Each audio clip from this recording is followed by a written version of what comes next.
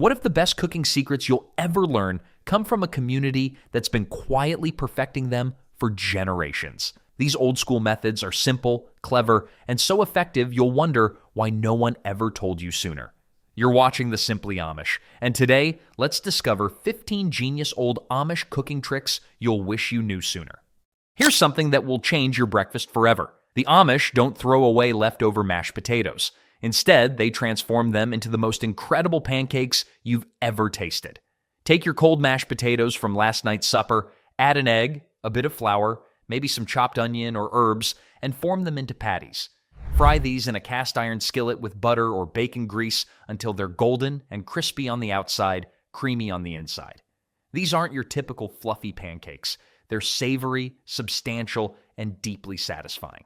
Amish families have used this trick for generations to ensure nothing goes to waste.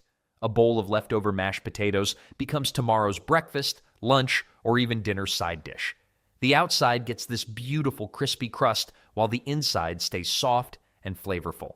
You can eat them plain, top them with sour cream, or serve them alongside eggs. What makes this brilliant is how it solves two problems at once. You're using food that might otherwise be wasted, and you're creating something delicious with minimal effort. No complicated recipe, no special ingredients, just practical wisdom that makes your life easier. Every Amish cook knows that the toughest cut of meat can become tender and delicious with one simple ingredient you already have in your pantry: vinegar.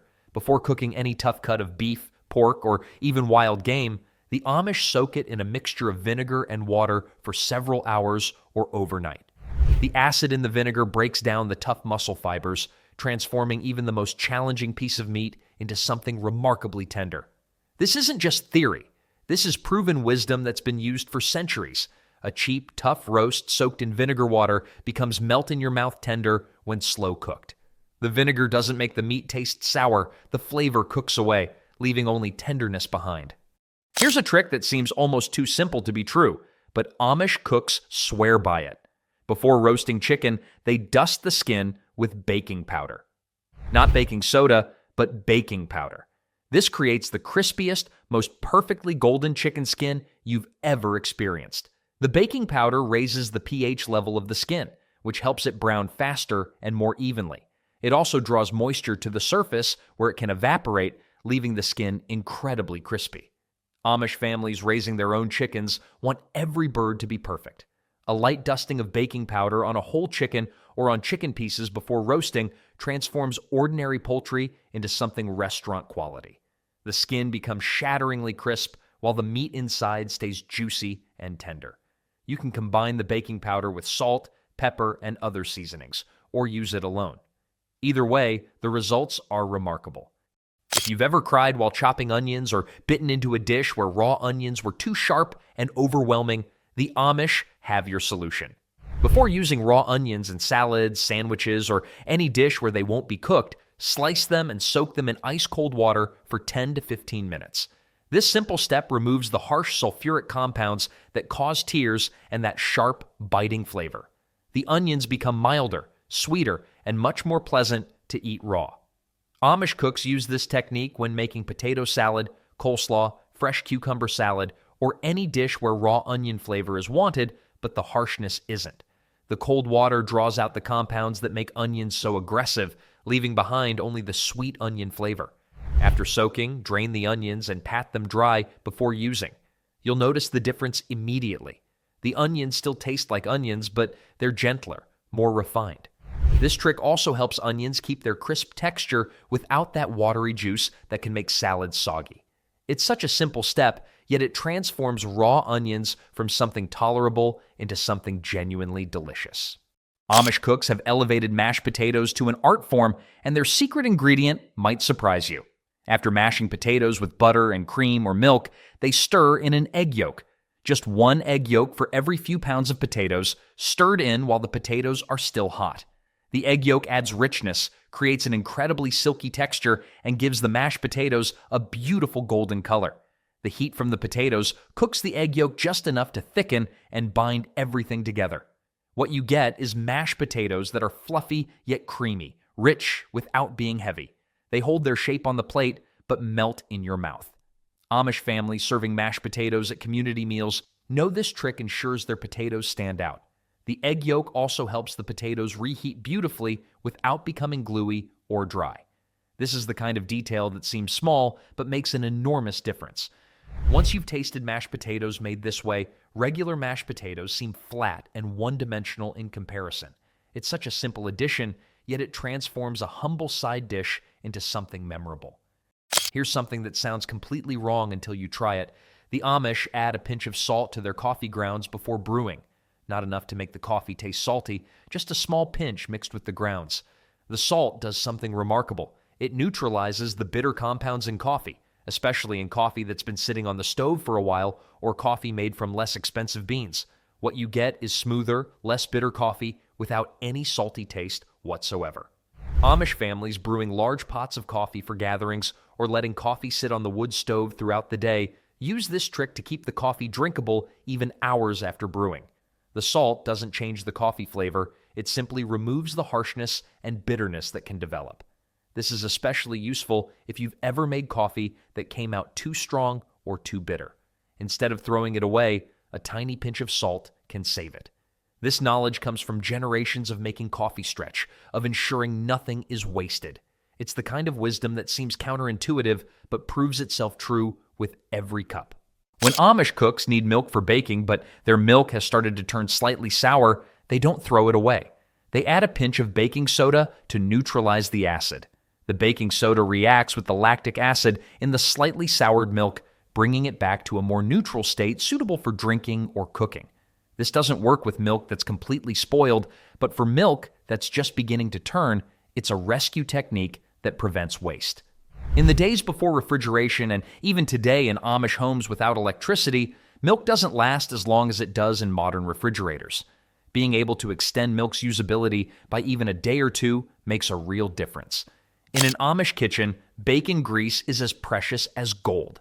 After frying bacon, the grease is carefully strained through cheesecloth to remove any burnt bits, then poured into a jar or crock and kept at room temperature or in a cool pantry.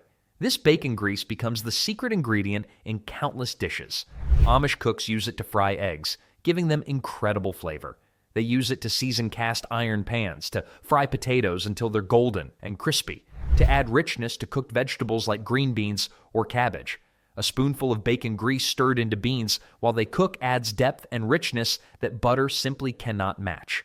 Pie crusts made with bacon grease are flaky and flavorful. Cornbread cooked in a cast iron skillet greased with bacon fat develops a crispy, savory crust. This isn't just about flavor, though the flavor is remarkable. It's about using every part of the food, ensuring nothing is wasted. Modern kitchens pour bacon grease down the drain or throw it away, never realizing they're discarding one of the most useful cooking fats available. The Amish know better. They save every drop and use it to transform ordinary meals into something special. Here's a trick that sounds strange until you understand the science behind it. Amish cooks add a small splash of soy sauce to chocolate desserts, chocolate cakes, brownies, even hot chocolate. The soy sauce doesn't make the chocolate taste salty or savory. Instead, it deepens and intensifies the chocolate flavor, making it taste richer and more complex. The umami compounds in soy sauce enhance the natural flavors in chocolate the same way salt brings out sweetness. You use such a small amount, maybe a teaspoon in an entire cake batter, that you'd never identify the flavor as soy sauce. You'd simply notice that the chocolate tastes more chocolatey, more intense, more satisfying. Amish bakers discovered this trick through experimentation and practical wisdom. They noticed that adding just a touch of something savory to sweet dishes created depth and balance. When Amish cooks make pasta, they never pour all the cooking water down the drain. They always reserve at least a cup of that starchy pasta water before draining. This cloudy, starchy water is liquid gold for creating perfectly thick, clingy sauces. When you're finishing a pasta dish, adding a splash of pasta water to your sauce does something magical.